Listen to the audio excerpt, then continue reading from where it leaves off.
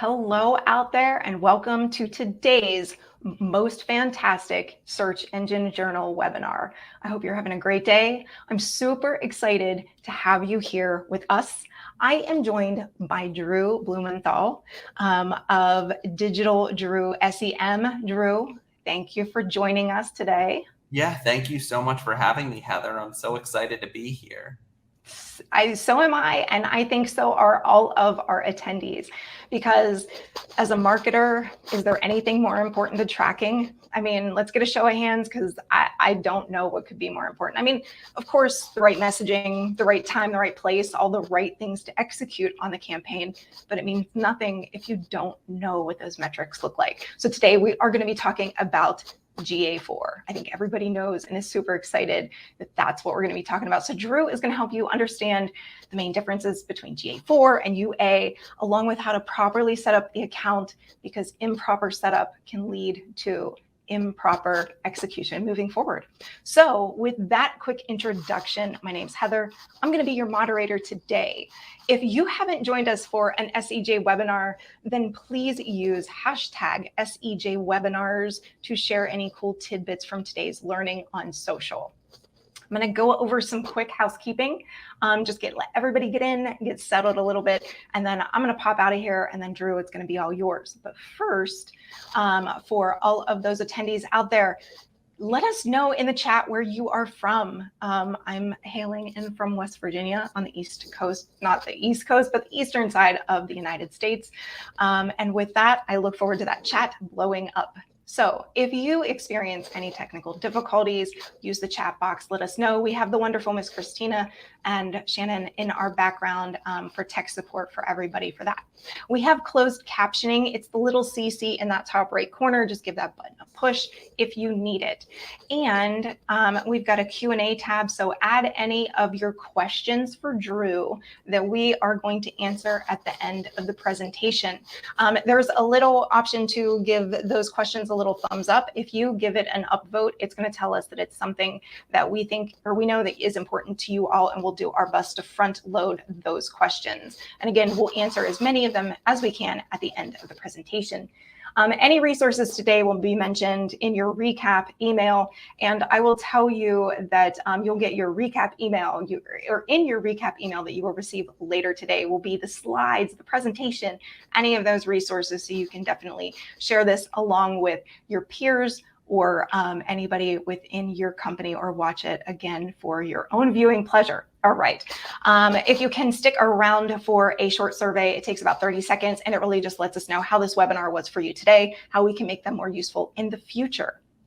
Lastly, and I've already mentioned this, but I'm just going to mention it one more time, you will receive the full recording of today's presentation in your inbox later today. I'm sorry, I'm getting sidetracked by the chat because holy cow, like there's so many of you out there with us today. I'm so excited. And so with that, yeah, thank you all. Keep telling us where you're from. And Drew, I'm going to let you do your thing, man. I'm going to get out of here, and yeah, I'll see you at the Q&A. Thank you, Heather.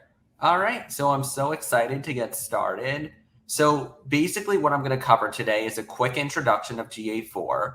What are the big differences between UA and GA4? The basic setups.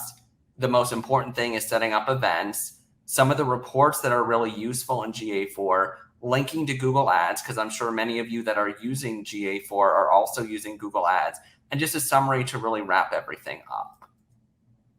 So basically, what is GA4? So GA4 is the new Google Analytics that launched back in 2020.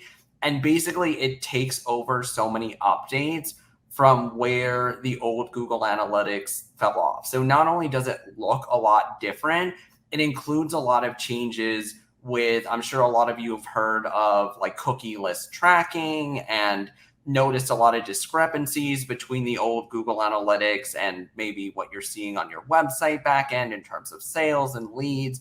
And that's really where GA4 is going to come into place, is be a lot more accurate, because again, the goal of Google Analytics is to basically help you to quantify, figure out which channels, which pages, what on your website is working and what demographics are resonating, So this is where GA4 is going to be a lot more useful. And it also allows you to look at different attribution models. So back when in 2012, when the original Google Analytics launched, Instagram literally just came out. Like things were very, very different. I mean, tablets were starting to grow, but the internet really wasn't what it is today. And people now are using 5, 6, 7, 8 touch points to really convert. And that is where the old Google Analytics wasn't able to track a lot of that data efficiently. So now with the new GA4, it's really a much more modernized facelift to what already existed. So here's the first polling question. So to kick things off, which of the following statements accurately describe your familiarity with Google Analytics 4? And this is really going to help me to really understand like how to frame this conversation the best. And so for everybody, again, if you haven't attended an SEJ webinar, that poll should pop up for you. If it didn't, you can find it under the polls tab. But okay, here we go, Drew. We've got some of them coming in. So we've got 63% saying C, that they have some basic knowledge. We have 23% saying they're aware but have no hands-on experience. 4% are saying they haven't even heard of it. So you've got 10% saying they're proficient. So I would say that, you know, we're kind of rounding out with about 55% saying they've got some basic knowledge and 30% saying they really have no hands-on experience. Yeah, I mean, that's actually kind of where I thought this was going to end up, because it's like there isn't a lot of really good knowledge out there yet. I mean, Google sends a lot of emails, but there's not a lot of hands-on training in terms of how do you really leverage this. And obviously with a different interface, it's really hard to even know like what to look for. So again, how basic GA4 works. So again, as I talked about earlier, it uses machine-based learning to provide more accurate insights.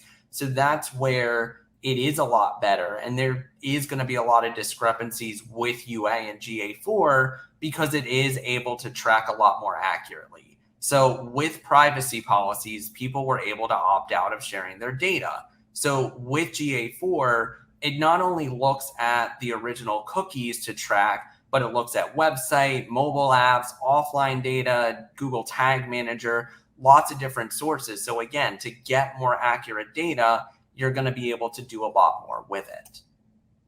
So again, I touched on a lot of the differences, and again, this presentation will be available. The recording will be available. So if you want to read through each bullet, you certainly can. But for the purpose of this presentation, again, it's just the highlights of, it's been years. It literally was 8 years before GA4 was introduced. And again, the cookie list tracking made Google have to look at things differently and be able to provide more advanced reporting based on feedback and be able to provide more accurate data as data has been missing. So how to set up GA4. And again, I'm not looking to give you the step-by-step on how to necessarily set it up, just because it seems like most of you have already set it up and know what it is. I mean, the easiest way to set it up for people that haven't or want to even check if they set it up properly is Google Tag Manager. So Google Tag Manager is basically a container where you could set up all your tracking codes. It's very, very easy to set up. It's literally just one piece of code.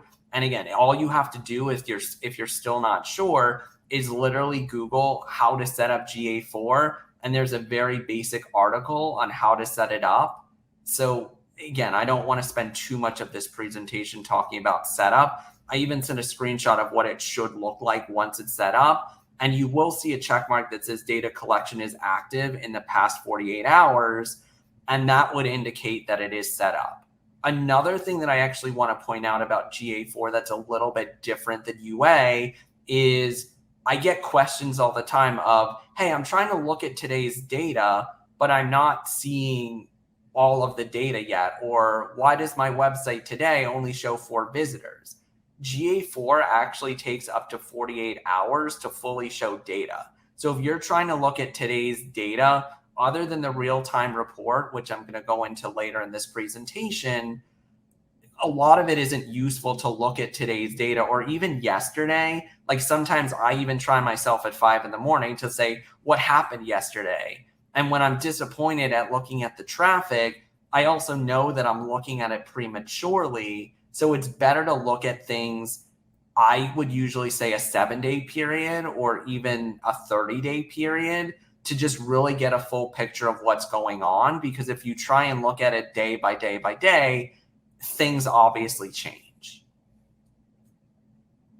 So how to set up events. So events are definitely the heart of how to make GA4 work efficiently, because traffic is great, but looking at really what events that you want to track is like very, very important.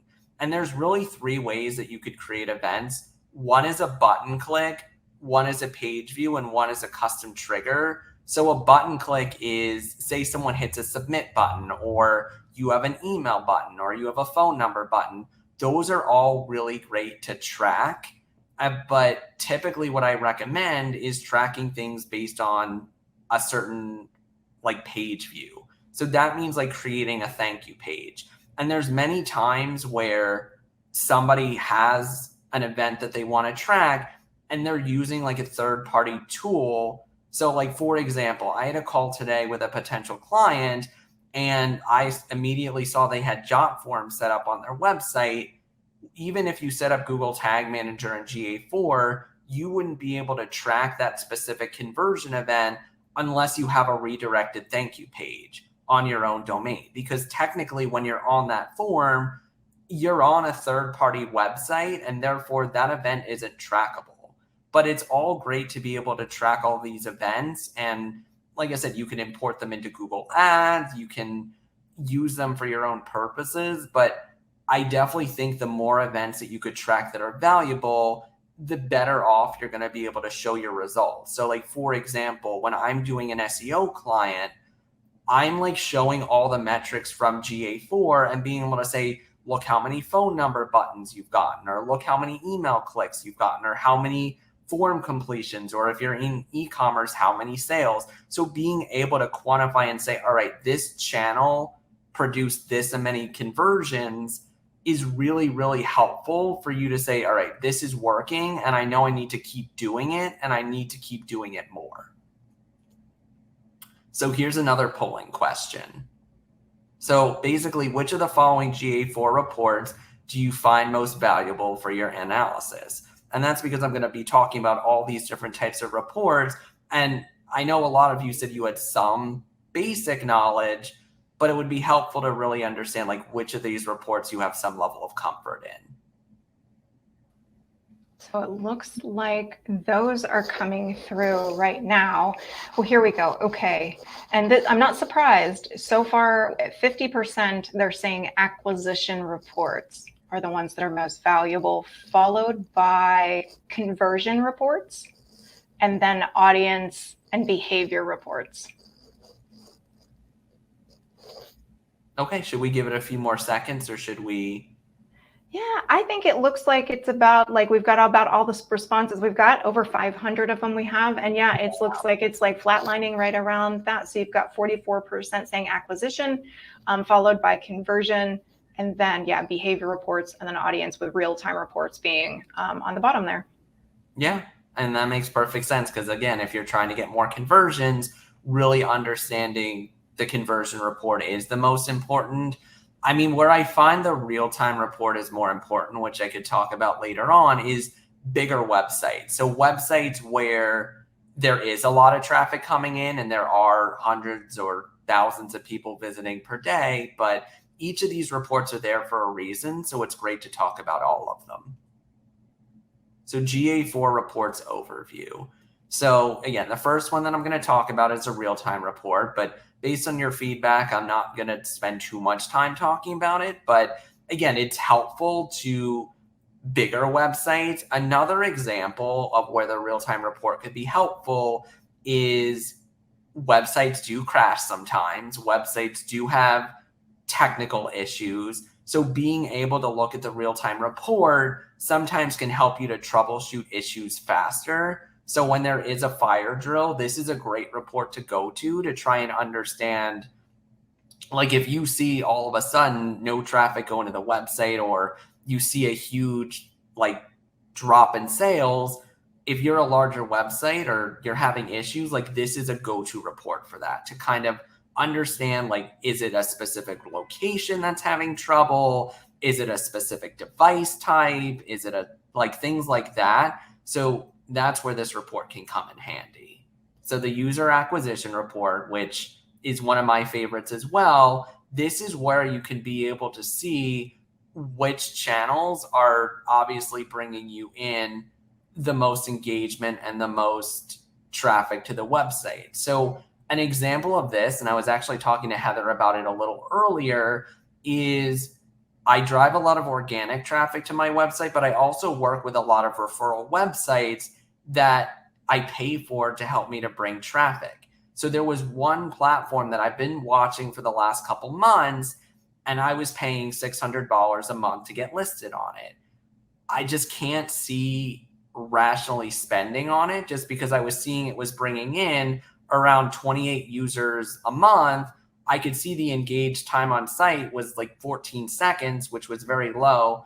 And again, because I have my conversion set up for calendar bookings and form completions, I just wasn't seeing the results with it. So I scheduled a call with them. I showed them the exact data that I was seeing in GA4, and they were saying that I was right and that they completely agree with my decision to like not be paying anymore. Because now what I could do is I could see, for example, PPC is bringing in a lot more traffic and is bringing in a lot more conversion. So I'm able to take that $600 and then move that budget over to be more efficient. So again, this is where the acquisition report can be really helpful, because it can give you the data to make the decisions on what platforms and which traffic sources are the most helpful. And when you view that user acquisition report, which is in the screenshot, you could go to users, you could go to sources and mediums and be able to drill it down to the specific domain and the specific traffic source. And if there is something that you want to track, but you're not seeing it in this report, a UTM parameter would be able to solve that for you. So say, for example, you want to track your email campaigns. If you want to break it down to the specific level of the campaign, if you add UTMs to it, you'd be able to see the campaign name, you'd be able to see more granular data, which again can help you to make decisions on what to really spend more of your budget on. And then you could also see in my screenshot too, because this is just a screenshot of mine, like you're able to see which campaigns in Google. So obviously, if you're running Google ads, like Google wants to give you as much data as possible to fuel you to spend more money, you're able to break that down even further in here and be able to see more data in terms of your acquisition channels. So the engagement report. So the engagement report really can show a lot of different engagement on a page level. So it's great to know where the traffic is coming from, but to be able to understand which pages on your website is really, really helpful to know where should you be driving more traffic to. Another thing that I use this report for is anyone here who's doing SEO, I'm sure, is writing blog posts, to be able to use this report to be able to see which blogs are driving the best engagement, because you might be writing one blog on a topic and it just might not be doing well. And it's just being able to see which topics are doing the best, because with SEO, you could drive a ton of traffic for a keyword into a blog page, but if you're not seeing conversions and you're not seeing high time on site, then it's just like not worth it to continue driving to that page. So that's where this report can be really, really helpful to be able to dive deeper in. Or maybe there's a page that's loading really slow. Like this is a great report to be able to see that, because if you see a page with very low time on the page, maybe it just means that it needs more content on it. Maybe the site speed is low, but it could give you a really good insight in terms of how to improve your website and user experience. The monetization report. So this is more for e-commerce or stores where there is revenue tracking set up. So like, for example, I had a client this week that wanted to see in GA4 which products specifically were leading to the most amount of sales and from what channels.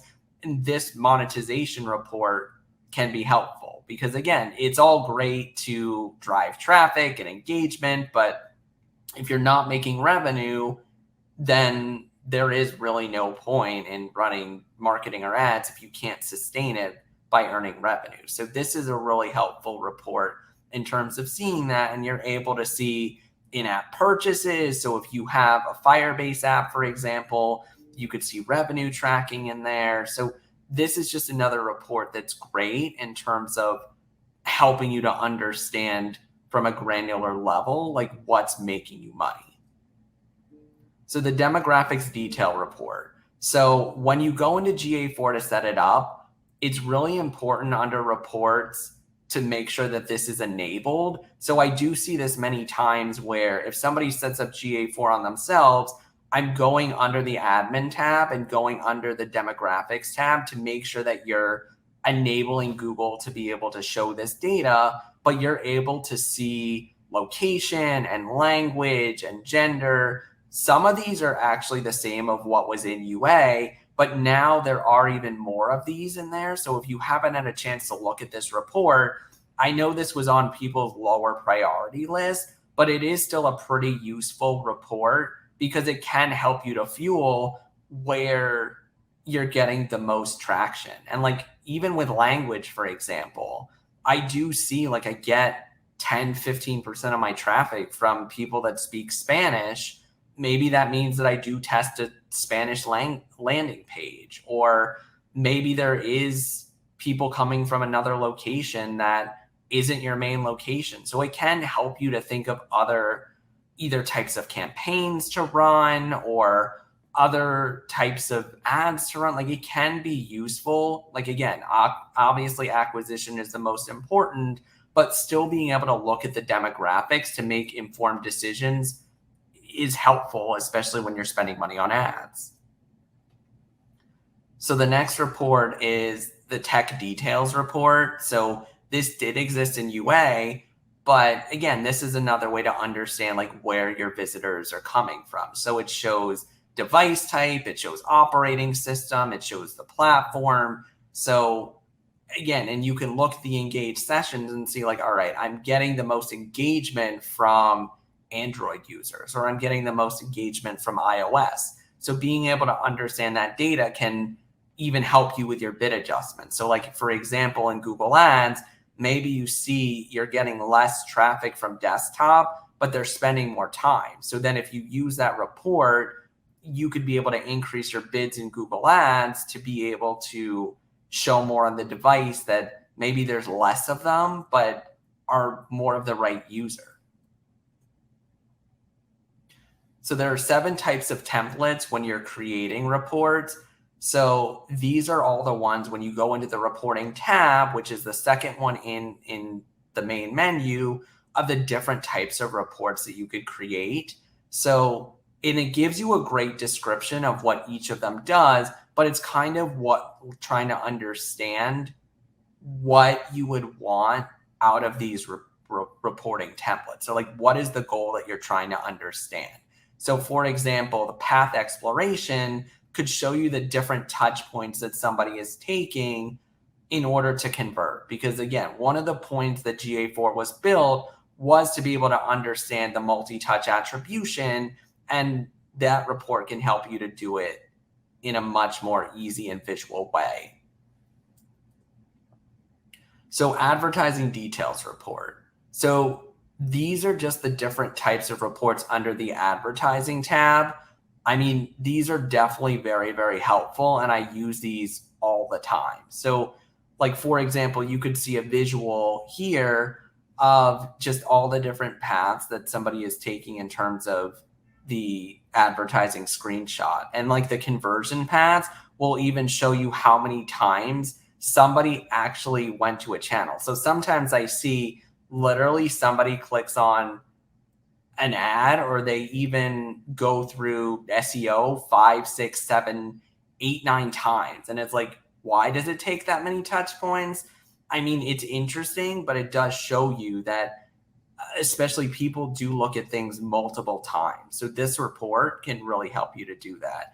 And this is just a screenshot of that multi-channel conversion paths report. So this is just showing like, okay, somebody literally did click on organic search 7 times, or somebody literally did click on organic search. I mean, 2 conversions, which for me is either a calendar booking or a form completion, literally 20 times. So it does really matter. Or with email, I mean, they clicked on 8 different emails before they converted. So it's really helpful to understand like, okay, this is what really made a difference here, and this is how much I should be doing. Because one of the common questions that I always get is like, how many emails should I be doing? Or how many ads should I be running? Or how much remarketing should I be doing? And this report can really quantify and help you to understand, like, I do need to send 2 emails a week, or I do need to send 5 emails, or I do need to have remarketing at a higher budget. Like these are all questions that really could be answered with the conversion paths report. So how do you link Google Ads and import site metrics? So while this might seem pretty straightforward, I see this mistake all the time.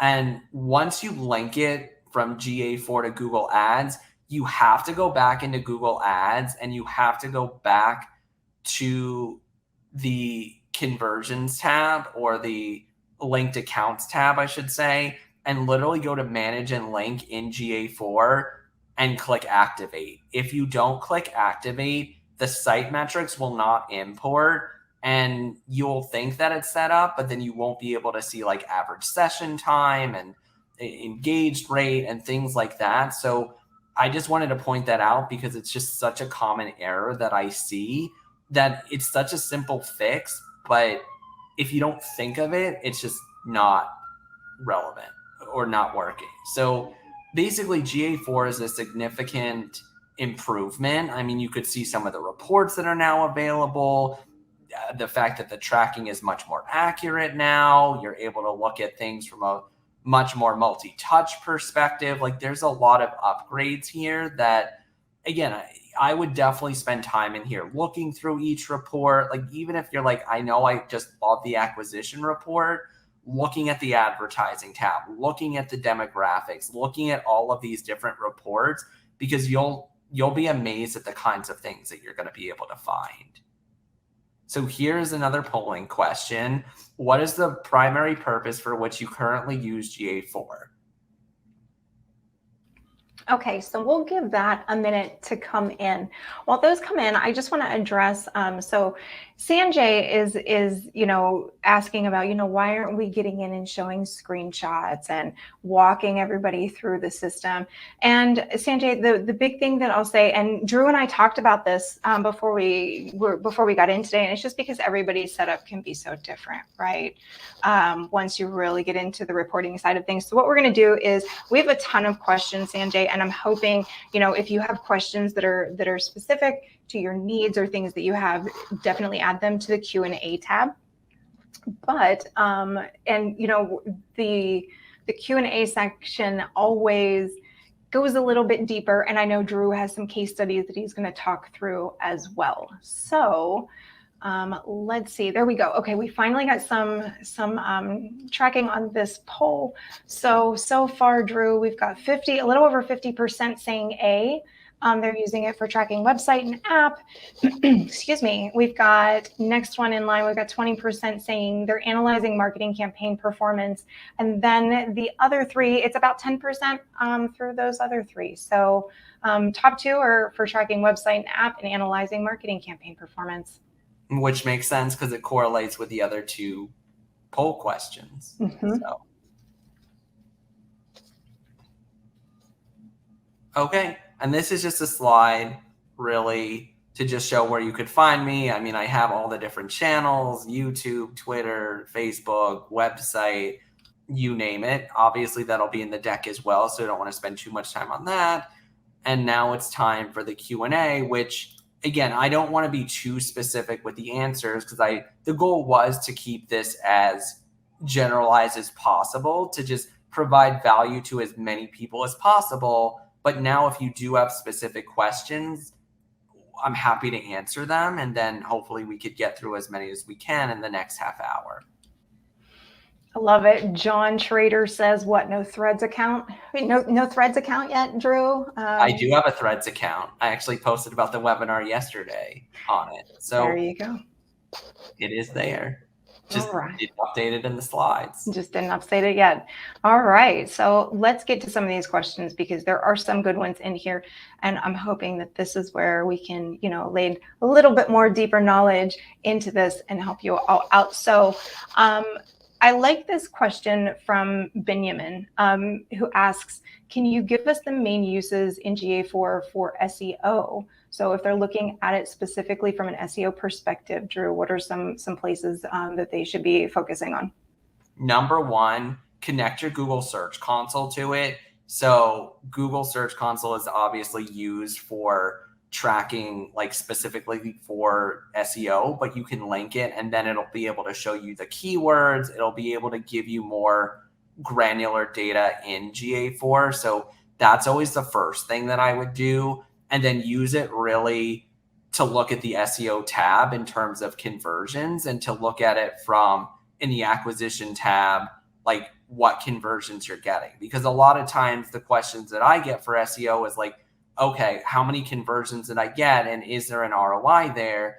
And that's where I look under the acquisition tab and be able to say, all right, your traffic went up 20%, or your traffic went up this amount and you got this many conversions in each category. So that's a way that I'm able to measure SEO success within GA4.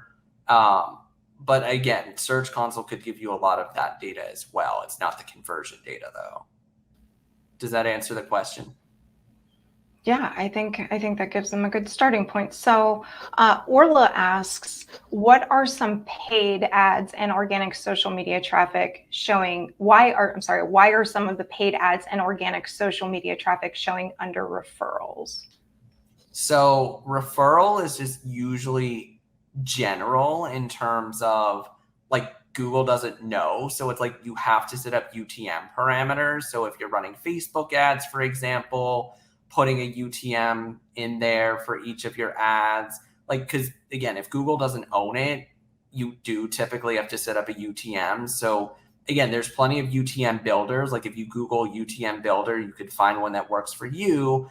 And honestly, just having that consistent structure. So having campaign name, having ad group, having all the different pieces of like what you would want to track in that UTM and GA4, and then implementing those in.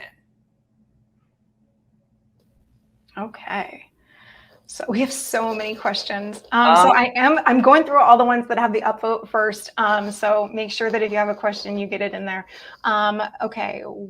So Yvonne says, with UA, I was able to ignore internal visits to our website, but now GA4 seems to have dropped that setting. How do I reset that in GA4?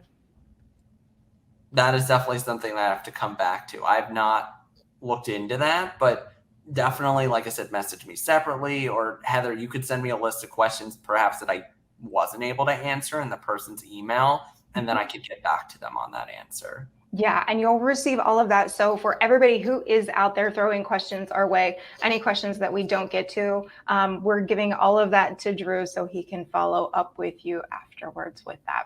All right, let's see. So, and Andrea asked the same thing with 11 upvotes on that. So we've got a couple questions on that. Okay, so people care. So yeah, I will definitely address that.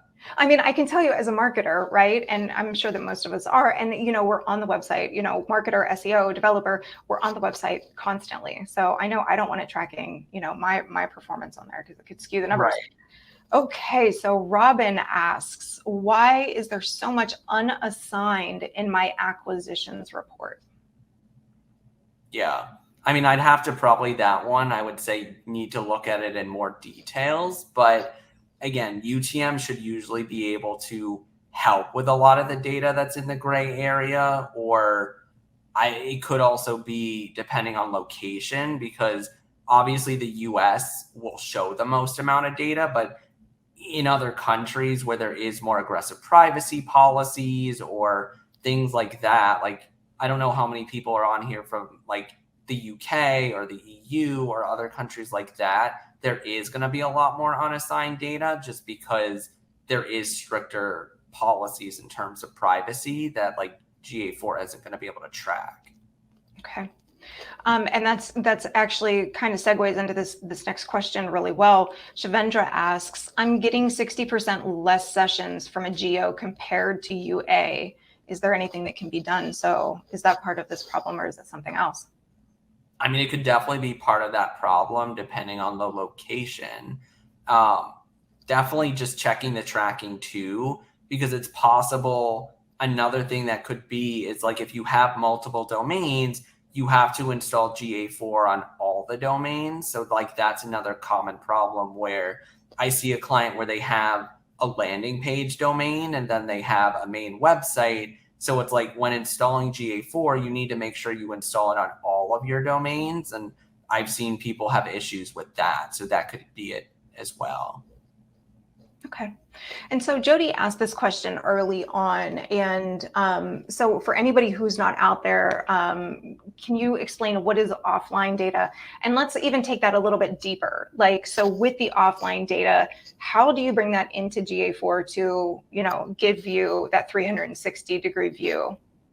So offline data is either people going in store. So say you have like in-store traffic, or say you have a CRM like HubSpot or Salesforce or things like that. That's like what's considered offline data. So you're able to sync that either depending on what platform you have, syncing the APIs, or uploading honestly spreadsheets to it. So you could upload that data and that could be really helpful. I mean, you could do the same thing with Google Ads, where I even had a conversation with someone earlier today where they're like, my lead quality isn't that good, where you could sync your CRM and sync conversion offline data with Google Ads to help train the algorithm better. And I even do that with my own HubSpot, where if I mark a lead as an MQL or SQL, I'm feeding that data to Google to optimize better. So that's where Google doesn't always get that offline data. But if you have a CRM, which I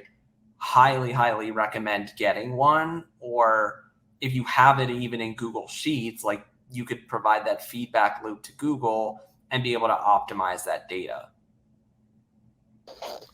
Perfect. Anything they need to know from a perspective of setting this up? Is it depend? I'm sure it's dependent on the CRM, but any best practices to help them get started? I mean, to really sync the data from a Google Ads perspective, which I know this is a GA4 one, you got to have the gclid connected to it. So for that feedback loop to go back, you need to have the Google Click ID. But again, every system is a little bit different. When selecting a CRM, unless you have a specific reason, I would go with one of the big players, which is like HubSpot or Salesforce or Zoho, because they tend to have a lot of the integrations already set up. So if you're using a mom and pop CRM, not that there's anything wrong with it, it's just you're going to have a tougher time with the offline data, or they might not even have the API be open where the sync might not be possible. Yeah. So in consideration, if you are looking at a CRM, that it has that ability. So this, I know the question, but it's got a couple upvotes, so we're going to ask. But Atul asks, is there a way to capture historic data from UA into GA4? There is not a way, unfortunately. I would recommend just keeping UA open as long as you can. I mean, I'm not surprised in terms of it hasn't fully shut off data yet in UA. Like they keep saying, we're going to do it, we're going to do it. And they haven't done it, or Google hasn't done it yet. So that's why I tried to push people as much as possible to set up GA4 earlier. So like I was pretty much setting everybody up that I worked with in January and February, knowing that year over year data is important. So like what I'd suggest, because you can't import UA data to GA4, is like create a spreadsheet of the data that you want to compare, and then put the GA4 data in the spreadsheet, and then put the UA data, and then put in formulas to compare the year over year data, and then like make your own reports for it. Excellent. I'm sure we might get some more questions on that. Okay, let me get back to my spot. So here we go. There's so many questions. All right. So I liked this question from, I'm so sorry, the refresh is so fast. Okay, from Ryan. I think I know the answer, but maybe you could talk about how to replicate it. But Ryan is asking, what is the best way to replace UA dashboards in GA? So we know it's not an easy import, but is there a good way to do it? I mean, you could create a report, a custom report. Another way that you could do it is take the report and import it into Looker Studio. So Looker Studio, which is Data Studio, could be another way to take that old report and then put it in like Looker, and then it would be able to replicate it. Or you could try and import the data from the spreadsheet. So creating one of the templates that you feel like could be the best fit, and then copy and pasting the data from the old report and then just reformatting it. So that would at least save, you might have to spend a little work reformatting it, but at least it would keep all the hard work of the formulas and the tables if you have any. So that would be the best way that I would recommend doing that. Okay. And then Bill asks a question about UTM parameters. And I saw somebody, I think Tom replied to a UTM thing earlier. So the question is, are UTM parameters different in GA4 than UA? They are not. So I typically find the same UTM parameters that I was using in Facebook and emails and everything else that I was doing. It still works exactly the same. So that's nice that they decided, because like a UTM is just a tracking code. So unless Google decided to change its entire website structure, which they're not going to do, it still would be the same UTM parameters that you've been using for years in UA. Okay, I like this question. This is a little open-ended for you here, Drew. So what is your favorite feature from GA4 that analytics didn't offer?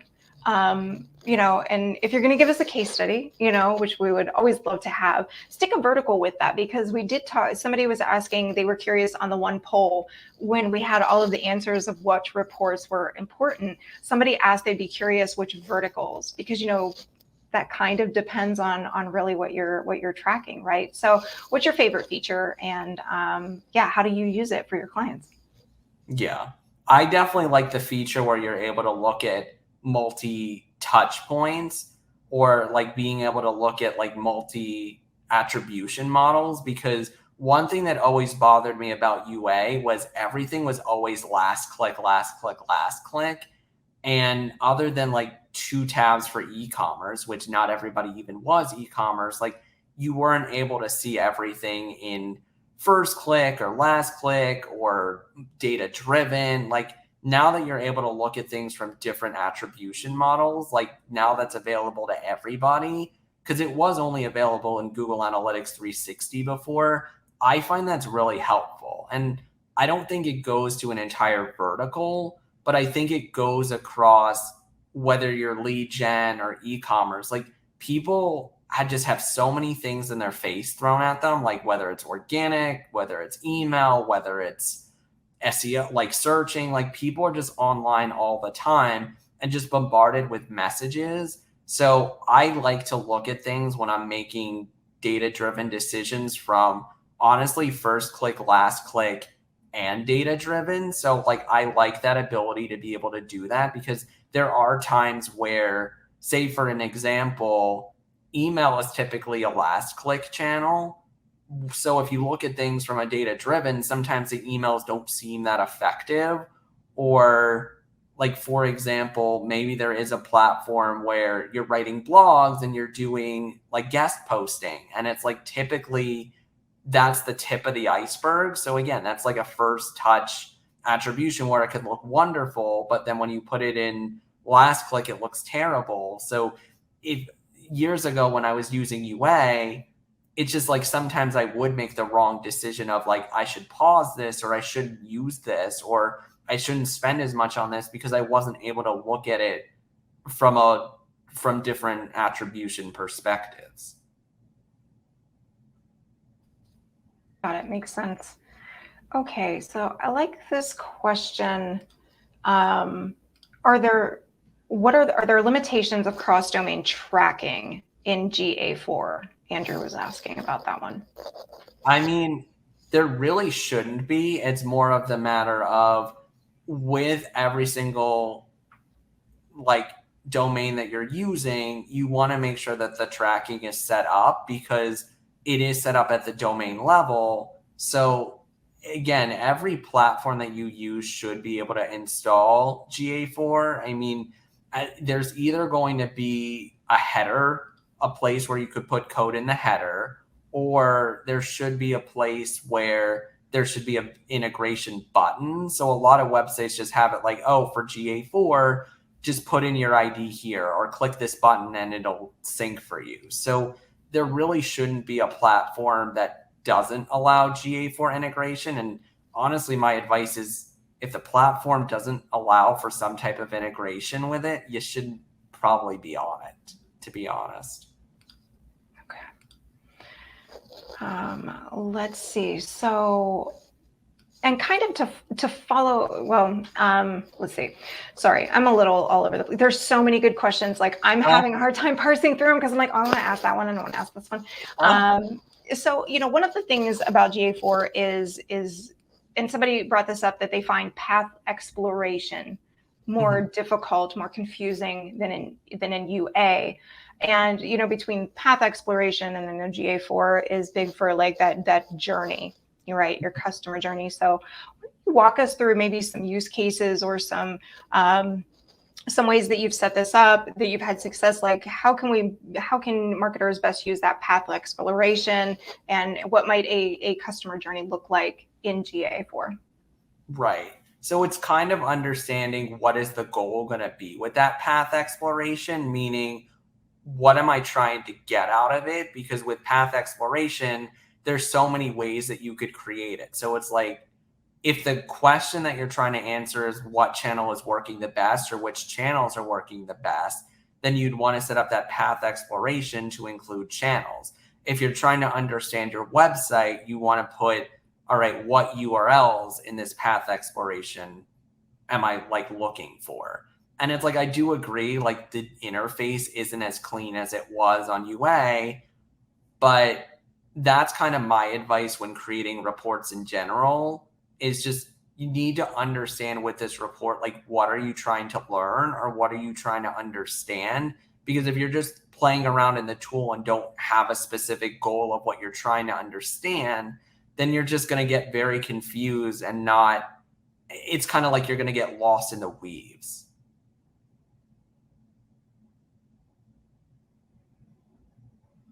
Oh, you're on mute, I think. Heather, you're muted. I was, thank you. I'm sorry. I really try to make sure that doesn't happen.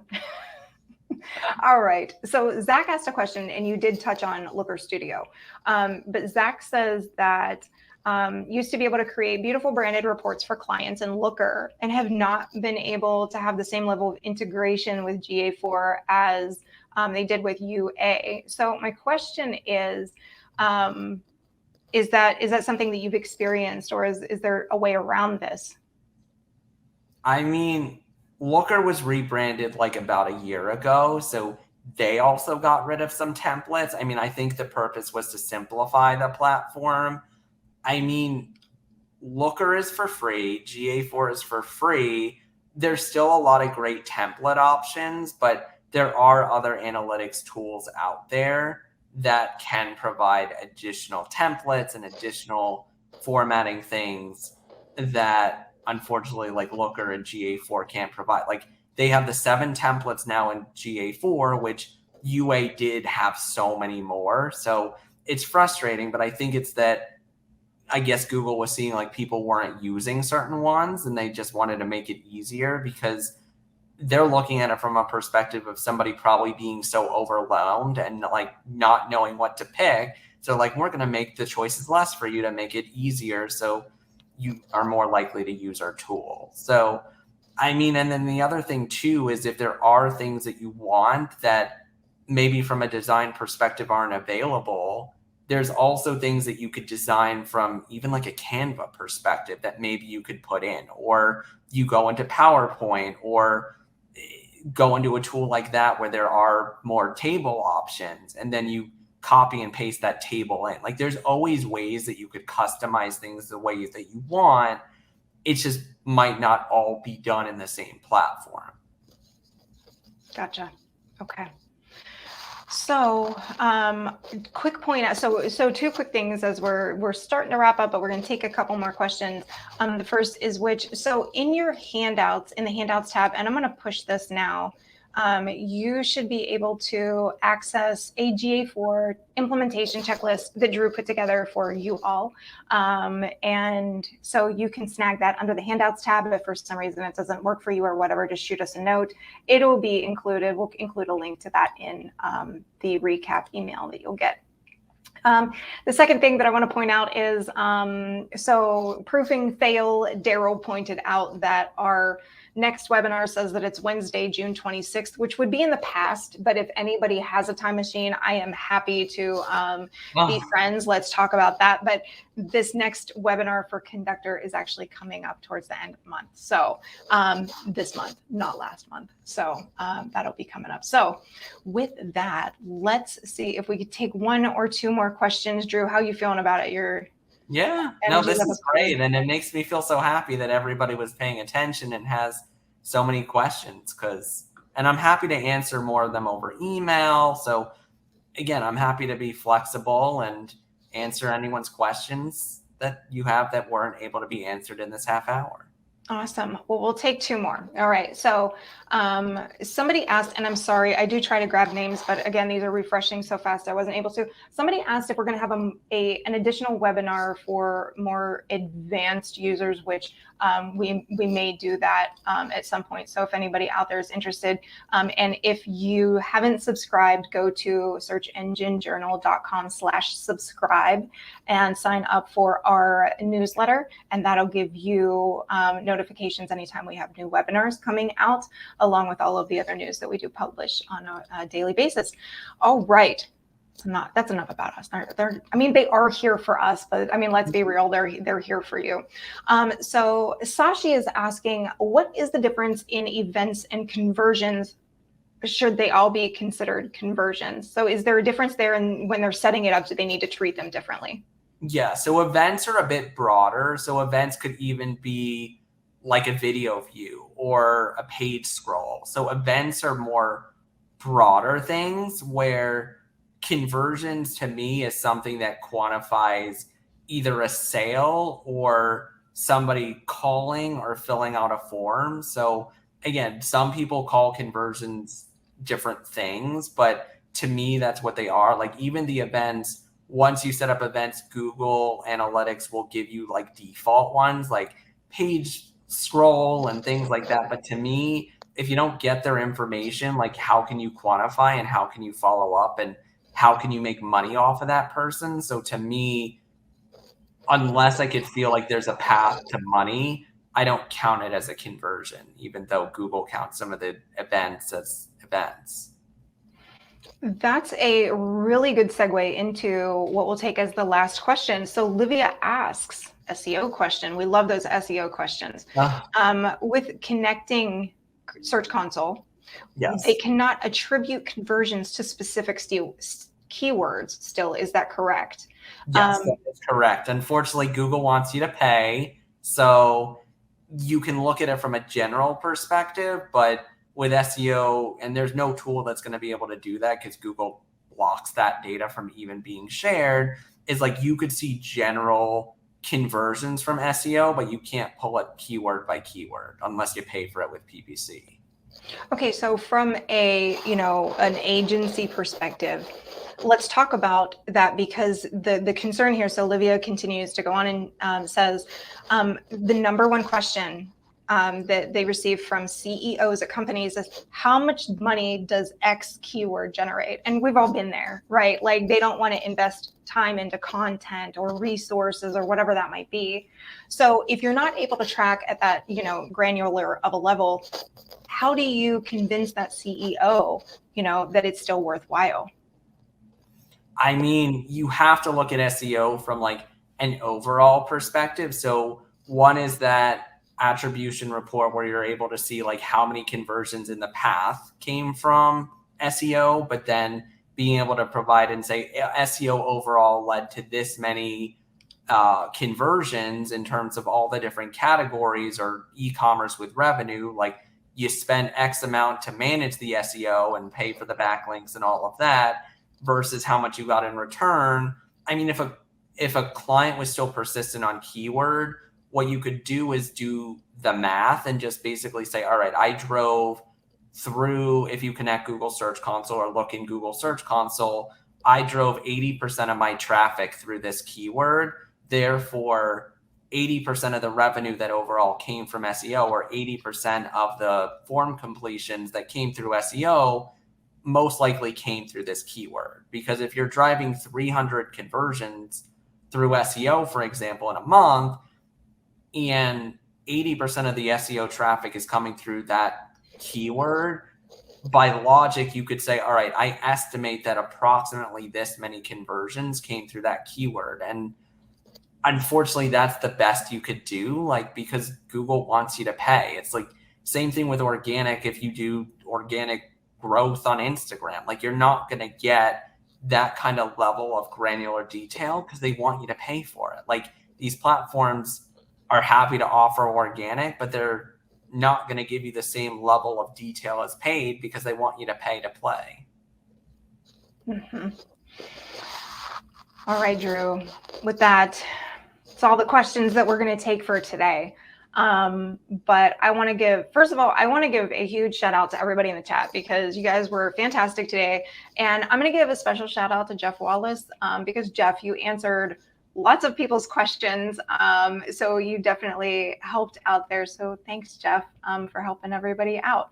Drew, tell the people where to find you as we close out today's webinar.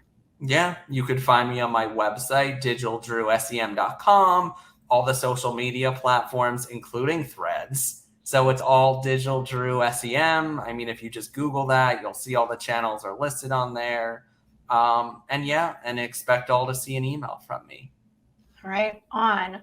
With that, Jeff Wallace just trying to help, and that's what we're all doing. It's all a big, nice community, and we're all here to share information that we have. So thank everybody. Thank you so much for joining us. I love these. It's such a great day. And so I hope everybody enjoys the rest of their day, your evening, your afternoon, wherever you are.